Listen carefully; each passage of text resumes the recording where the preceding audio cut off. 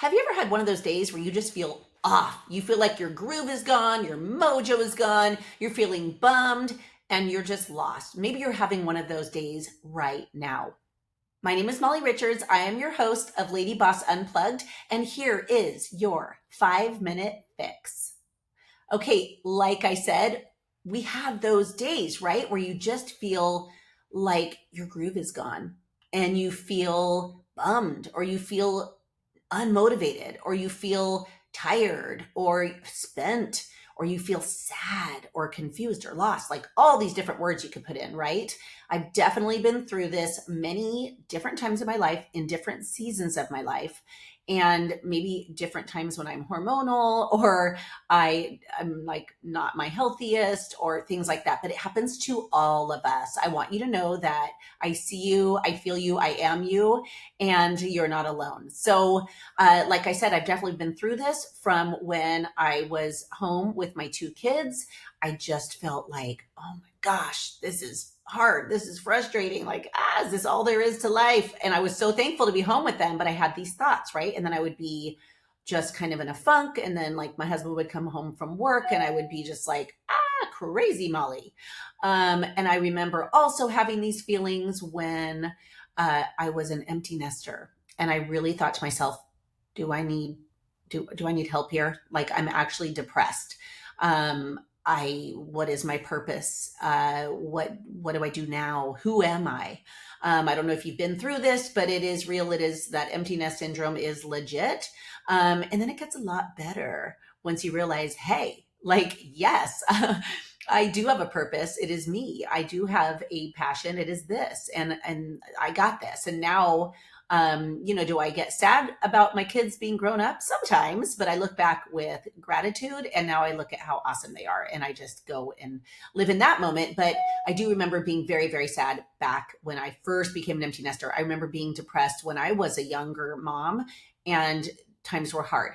But I also have gotten that way without my kids or being involved at all. It was just me kind of just feeling a little bit down and lost. So I want to give you 4 quick and super effective tips to getting your groove back. Wasn't that a movie back, like, I don't know, 30 years ago called Stella, how Stella got her groove back? So fill in your name. This is how you are going to get your groove back. Oh my gosh, that was an old movie. I think it was Angela Bassett. I don't know. Correct me if I'm wrong. Which, by the way, thank you so much. I first want to say thank you for listening to our podcast. I am so grateful for you. We as a community are grateful for you, and keep sharing it and checking in. We adore you. Okay, so I'm going to try to really hit the 5-minute mark, but I might go for 6. I'm really getting shorter each time. So woohoo, celebrating. So the first way that you can actually get your groove back, get your mojo back, get your joy back is to remember that you are in charge of your happiness. No one else. I know. No one else is in charge of your happiness but you, and deciding what makes you happy and what you're going to do about making that happiness happen. It is all on you, sister. I know. It's so easy to be like, I'm not happy because my husband this, or because my kids this, or my situation is this. But really, truly, we have to own it. We have to be responsible. We have to take responsibility for our own happiness. Okay. So 1, remember, you're in charge. You are in charge of your happiness. Number 2 is let go of whatever's bringing you down right now. Let go of what is soul sucking. Let go of whatever it is that is taking you off track. Let it go. Let it go. I can't believe I'm singing on this podcast. Okay, but I had to, right? You know, when someone says, let it go, you then go down the frozen road, right? So, hey, why not use that song when something is sucking your soul, when someone is bumming you out, trying to take you down with them? Just sing, let it go at the top of your lungs, even if people look at you like you're weird, or inside your head, that might be safer. But let go of it. Let it go. Know that you can't control them. Okay, and then go back to, I'm in charge of my happiness. Number 3, learn something new. If you're like, I'm bored, I'm out of my groove, I don't know what to do, I need something else to fulfill this time, to fulfill me, I need something, learn something new. So I'm going to tell you, guess what I learned when I was feeling sad in the empty nest world? I learned pickleball. Let me know. Where are my pickleballers at? I was like, I don't know what this is.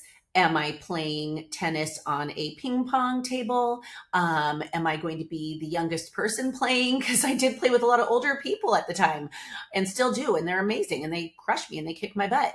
But I was like, you know what? I don't care what it is. People are smiling out there on the courts. It looks pretty easy. I can wear a cute tennis skirt and I love being outside or in a club or whatever it is. I love being surrounded by people. I'm going to learn. And guess what? I became obsessed. I became obsessed. Warning, if you haven't tried pickleball yet, you might become obsessed as well.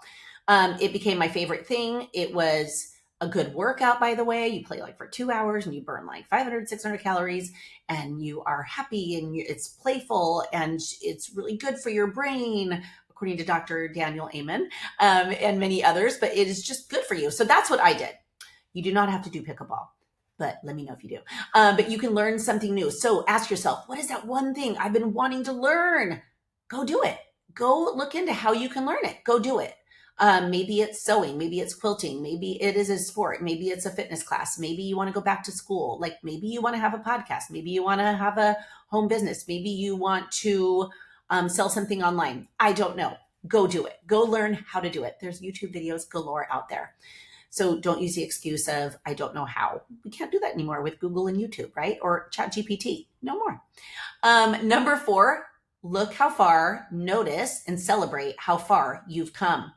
Really, many times we look at where we are and we go, where instead we need to look back and go, oh my gosh, I've accomplished so much, or I've raised humans, or look at me, I've done this, I've earned this title, I've made this money, I've made this impact, I've created this, I'm making a difference, I have a great relationship with so-and-so, I have a thriving marriage, or, whatever it is that you have done, notice how far you've come and celebrate. Okay. Celebrate.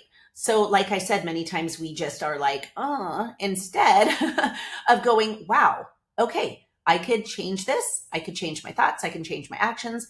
I can celebrate how far I've come and I can change my life. I can definitely change my energy and mood. So I hope that these 4 ways help you when you get stuck in a funk, when you feel like you've lost your groove, when you feel like you've lost your mojo. You can get it back using these 4 tips. There is your 5-minute fix. Y'all, I'm at 7:30. One day I will get this, but first and foremost, I want to say thank you for hanging out with me. See you on the next podcast. You're amazing.